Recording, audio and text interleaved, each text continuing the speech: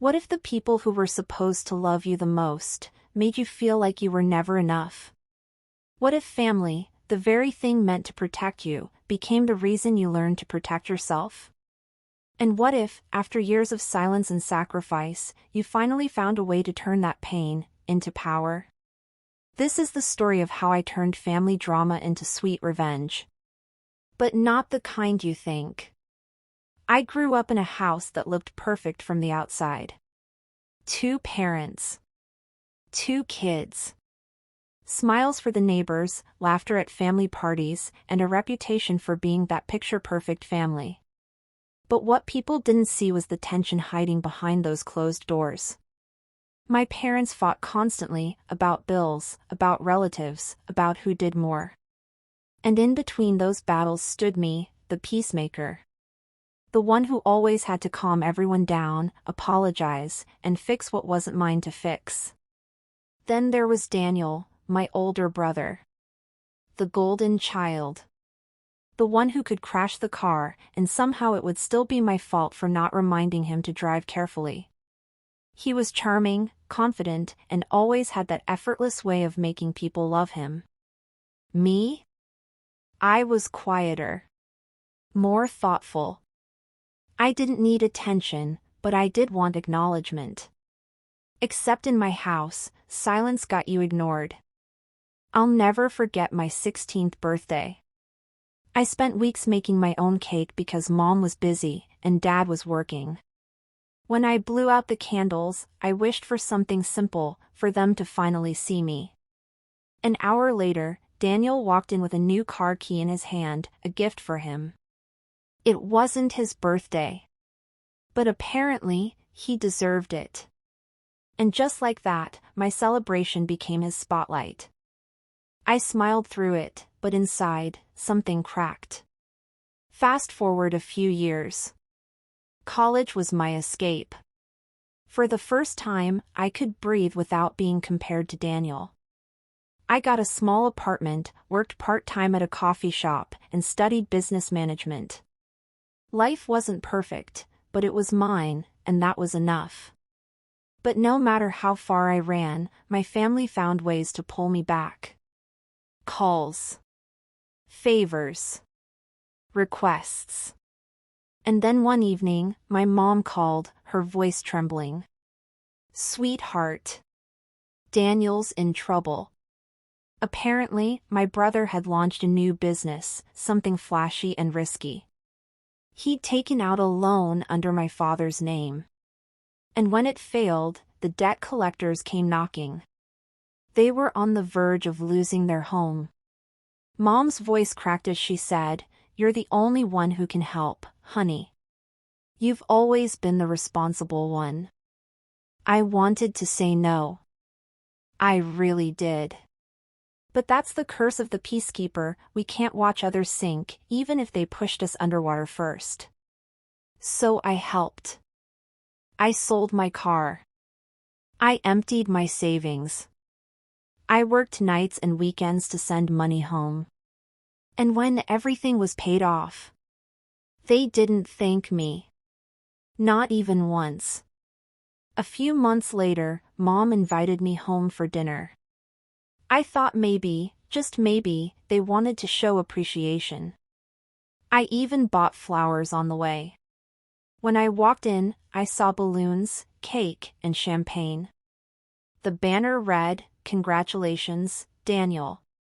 They were celebrating him for saving the family. My father raised his glass and said, "We're so proud of you, son. You really stepped up." And I just sat there, smiling through the ache, pretending not to exist. That night, when I got back to my apartment, I didn't cry. I didn't yell. I just stared at my reflection and thought, they'll never see me the way they see him unless I change the story.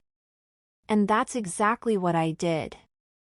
I decided my revenge wouldn't be loud or cruel. It would be quiet. Consistent. Unstoppable.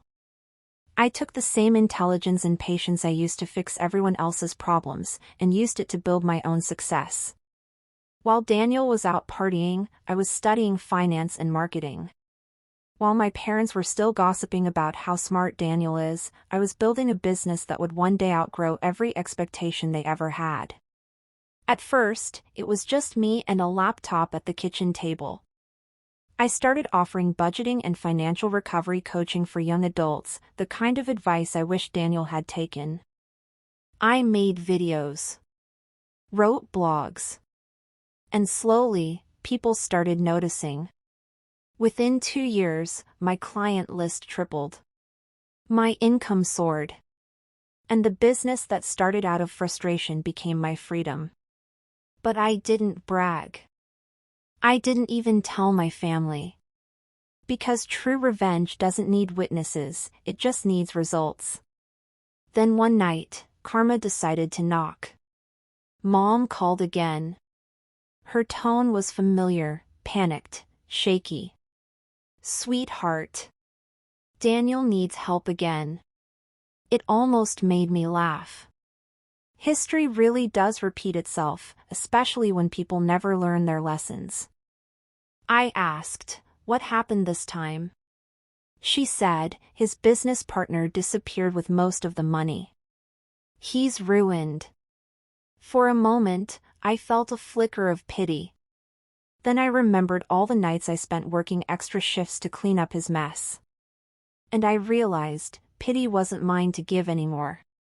The next day, Daniel called me himself. He sounded small. Desperate. "Hey, I heard you're doing well. I could use some help with a recovery plan." I paused, let the silence hang, then said calmly, "I charge for consultations now. Here's my rate." He laughed, that same smug laugh he'd used my whole life. "You're kidding, right?" I said, "No, Daniel.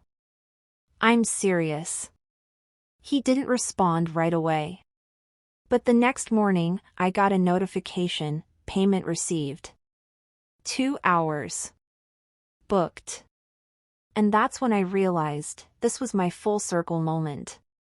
During our meeting, he sat across from me, quiet for once, his usual confidence replaced by regret. I guided him through strategies, not out of revenge, but out of professionalism. Because the best revenge isn't being cruel, it's being untouchable. When the session ended, he looked at me and said softly, "You've changed." And I smiled. "No. I just stopped being who you wanted me to be." That moment healed something deep inside me. Not because he finally respected me, but because I no longer needed him to. Over time, the family dynamic shifted. My parents started asking me for advice. Dad once said, "We didn't realize how much you were doing all along." Mom added, "You've become someone we're really proud of." I didn't say it out loud, but in my head, I thought, "I always was. You just couldn't see it." And Daniel? He rebuilt himself too, slowly and quietly. There's no rivalry anymore. Because revenge doesn't mean holding on to hate, it means letting go of needing their approval. We're civil now. Sometimes we even laugh about old times. And every so often, he'll say, "You're doing incredible things." That's his way of apologizing, and that's enough for me. Here's what I learned. Family doesn't always mean fairness. Sometimes, it's the ones closest to you who test your strength the most. But that's okay, because strength doesn't come from being seen. It comes from surviving the moments when you weren't. If you've ever been the overlooked one, the peacekeeper, the one they underestimated, remember this. You don't have to scream to be powerful. You don't have to fight to be respected. Just rise. Quietly. Let your growth become their lesson. Because one day, the same people who ignored you will tell everyone how they always believed in you. And that That's the sweetest revenge of all. If this story hit home for you, drop a comment below and tell me. Have you ever turned family pain into your motivation? How did it change you? And if you love powerful stories about healing, strength, and transformation, don't forget to like, subscribe, and check out the next story waiting for you on screen. Because sometimes, the greatest revenge is peace.